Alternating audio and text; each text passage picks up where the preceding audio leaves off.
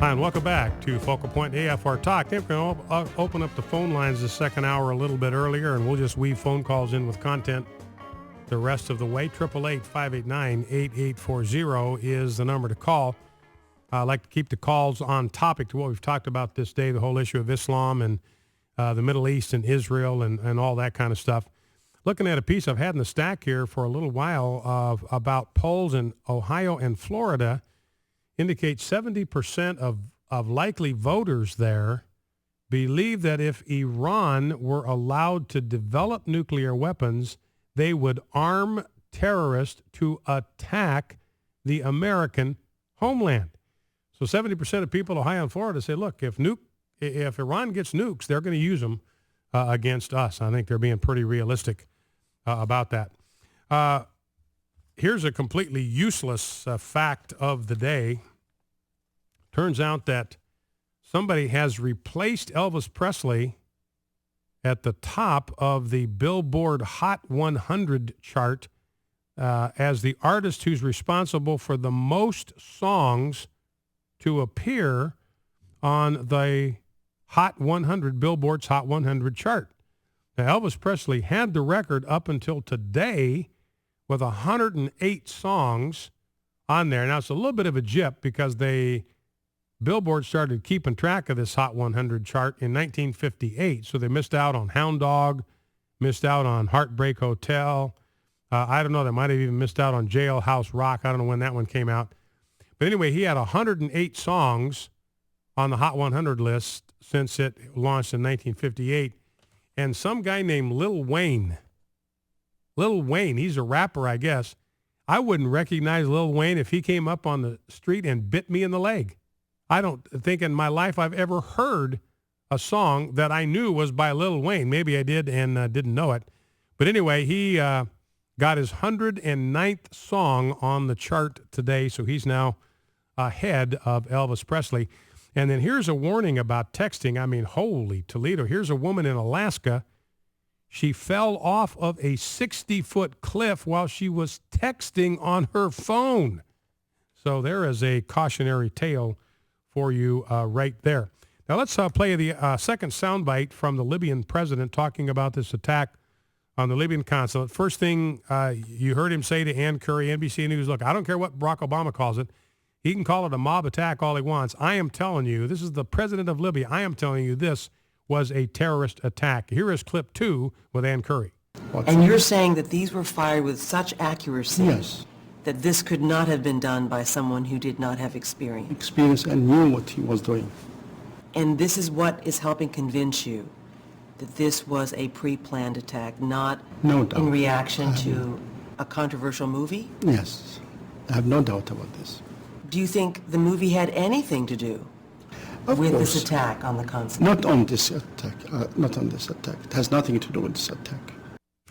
So that's the president of Libya said, man, that movie had nothing to do with his attack. President Obama can go out there and spout whatever bilge he wants to spout about that movie.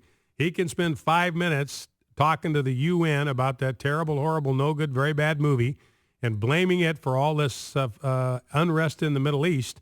But the president of Libya said it had nothing, zip, bubkus, nada, zilch to do with the attack.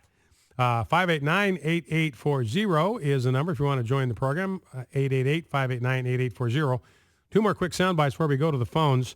This is a couple of sound bites from the father of a Marine who was killed in an insider attack in Afghanistan. An insider attack is when you have Afghani soldiers or policemen in uniform killing their American comrades. Remember, we're supposed to be over there training them.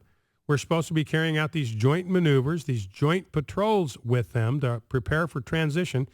And they keep shooting our guys that are in uniform. So we're trusting them because they're supposed to be the good guys. We've trained them. We've given them their weapons. We're doing joint maneuvers with them. We're doing joint patrols with them. And they keep using these guns that we gave them and the ammo that we gave them to shoot our own guys. That's one of the things that tells me, look, I just think it's time. It's just time to bring our soldiers home. I mean, what are we sacrificing American blood and treasure for? What good is it doing? What are we accomplishing by being there? I mean, I tell you, when we leave, it will be as if we were never there. And I agree with Lieutenant Jerry Boykin. I believe we had a reason to go in there. Taliban, Al-Qaeda, 9/11, all that, their complicity in that. We absolutely had every right and every reason, every responsibility to go in and neutralize Al-Qaeda, take them out of power in Afghanistan, remove them from Kabul. We did that. We went in, we got the job done. And General Boykin's point was at that point, it was mission accomplished, come on home. We did what we were chartered to do. And we've gotten off into all this nonsense about doing nation building in a Muslim country. Now, President Bush, bless his heart, he believed that everybody wants a democracy. Everybody wants freedom. Everybody wants peace. He believed that in his heart. He was fooled by a book by Natan Sharansky that this is the heartbeat of everybody. It is only the heartbeat of people that have been around the spirit of Christ. And there's no spirit of Christ in Islam. It's the spirit of darkness. It's the spirit of oppression. It's the spirit of tyranny. There is no quest or hunger or thirst for freedom or liberty in Islam. It's all about tyranny, domination, control, and oppression. That is the spirit that animates Islam. It's not a spirit of liberty, but a spirit of domination and control. And so from my vantage point, we are needlessly spending American treasure and needlessly sacrificing American blood. This is not to take anything away from the soldiers who are doing their duty, showing great courage, and have done terrific work. I'm not faulting any one part of what they're doing. This isn't their fault. This isn't their problem. This is nothing on them. They're doing exactly what they are trained and what they signed up to do. This is with the administration. Anyway, here's a father of a fallen Marine killed by a friendly, someone who's supposed to be a friendly in Afghanistan. Here's clip one. And he wrote me and his mom basically a goodbye letter at the age of 20 because he knew he wasn't leaving there alive. He knew that he was going to be murdered by the Blue. And he's a 20-year-old boy at the time because he turned 21 in July, but he wrote the letter in June.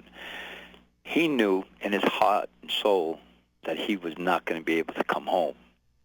And for a 20-year-old boy at the time to know this, then how couldn't our own government know this? Okay, so that's the father of a 20-year-old man who lost his life to one of these blue-on-green attacks. Senseless loss of this 20-year-old Marine's life. Here is clip number 2. My son told me that I am training guys that are going to turn around and execute me or kill me one way or the other, and I thought it was the most outrageous thing I could hear. Well, did he bring this up to superiors? Did he bring this up to his superiors? Did he said this to you in a phone call, or it was in a letter? In a phone call, and I said to Greg, please go talk to your superiors and let them know what's going on, that you feel uncomfortable with these people walking around with AK-47s fully loaded while you're walking around with a pistol in your pocket. Because they don't walk around with an AK-47 because it's on Afghani soil, even though it's a Marine base. It's Afghani soil. So at the time, the Afghanis had more authority than we did. So we're training them. They don't even know how to shoot a gun, barely even hold it. And we are allowing them to have more control over the weapons than we are in our own base. Can you believe that? I didn't know that till I heard that clip. Afghanis carrying around machine guns, and our guys are armed with pistols. I mean, it's not even a fair fight, even if you're not expecting to get shot at by people that are supposed to be your comrades in arms. And there's no way. He was right in that first clip. There's no way. I mean, we've known about this. We've talked about this on this program, these friendly fire, these blue-on-green attacks. It's out of control. They're happening with regularity over there.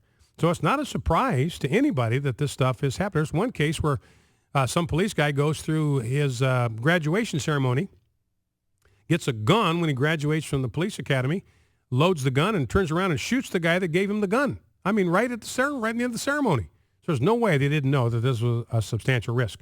Let's go to the phones. Let's start with Marianne in Lafayette, Louisiana. Marianne, welcome to Focal Point with Brian Fisher. What's on your mind? Good afternoon. Can you hear me, Brian? Yes, I can. Go right ahead. All right. Yes, sir. Actually, I want to comment about Benjamin Netanyahu because I was listening a while ago to his speech, and of course I was so grateful that you played some of the sound bites. But before I make my comment, I wanted to ask you if you would please repeat what you said President Obama said at the United Nations, something about the future must not belong to those who would not appreciate Islam. Yeah, the future, what President Obama said, I may get a word or two wrong here, but this is Yes. pretty much verbatim.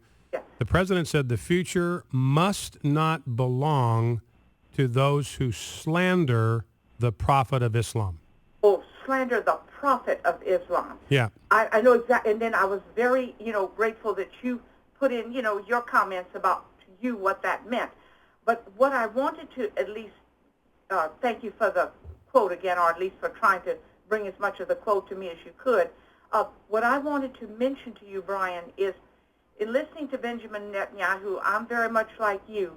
I really admire him. I really do. I think he's got such gutsiness. I think that he means to try to make what I'll call a final plea to America, a final plea to anyone who believes in freedom, and hopefully in just the Jewish people and their roots, to do, how would you say, good by them. I think that even our Lord said in one of the passages of Scripture, am I not right on this, where he said, those who, in other words, those who hate Israel will be cursed.